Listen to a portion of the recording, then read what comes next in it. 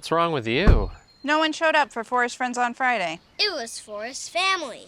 Why do you think that is? I have no idea. Last week I was so pumped to teach about lichen.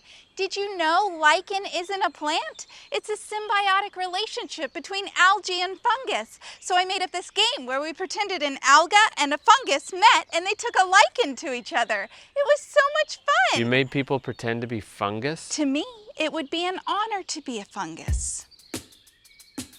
Well, I have some more bad news. Your Great Aunt Edna died. Oh, that's terrible. I need to go inside and call my mom.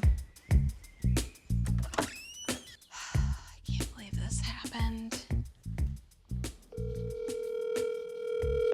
Hey, Emily. I just can't believe Aunt Edna's gone. She was so sweet. You know, I warned her against microwaving all those leftovers in styrofoam. You know how toxic that is? Just using a microwave in general. It was bound to happen sometime. Well, you know, she... You know what? It was probably all that perfume she wore. You could smell it when you were walking up to her house. It's got BHT, phthalates, muscatones, the list goes on. I bet that's what did her in. I mean...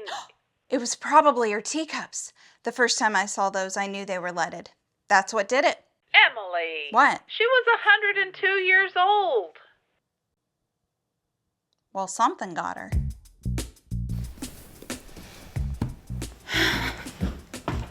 Sorry about that, babe. I know you were close to her. She always said I was her favorite family member.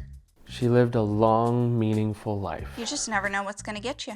You spend your whole adult life scanning ingredient lists, trying to avoid every toxin you can, wondering if it's too late for you because you're a child of the 90s and all they cared about back then was trans fat, hoping you didn't pass forever chemicals onto your kids through your breast milk, and thinking, hey, I've done a pretty good job with them, until one day you look out and see them eating snow, and then all the worst possible scenarios run through your head and you're freaking out and you say to yourself, Emily, stop being crazy, and then you think, maybe Twinkies aren't so bad after all.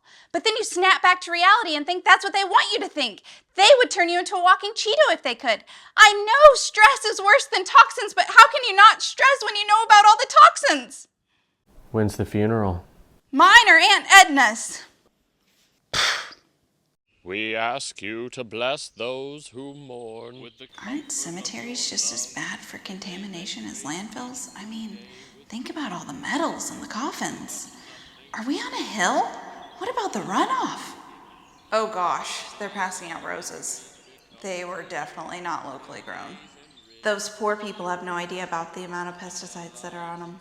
They're just gonna stick them right up to their noses and inhale. Oh, don't even get me started on embalming. I should really look into those mushroom burial shrouds. Nothing like a funeral to remind you of your mortality. I really need to put together a will. I wonder if Jason's thinking about that. I wonder what's for dinner. And I want my antique quilts to go to Shannon. Okay, you're just wasting time. In the event that something happens to us, who do the kids go to?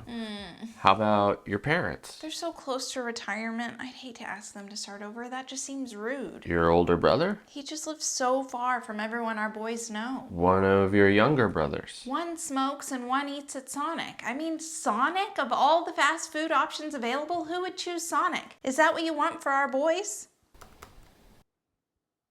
What about that family that lives around the corner with the chickens and the big garden? They have a few kids. Surely they wouldn't mind a couple more. What's their last name again? I don't remember.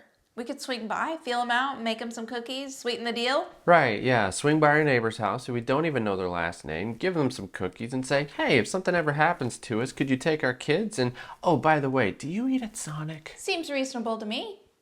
Kids go to the neighbors.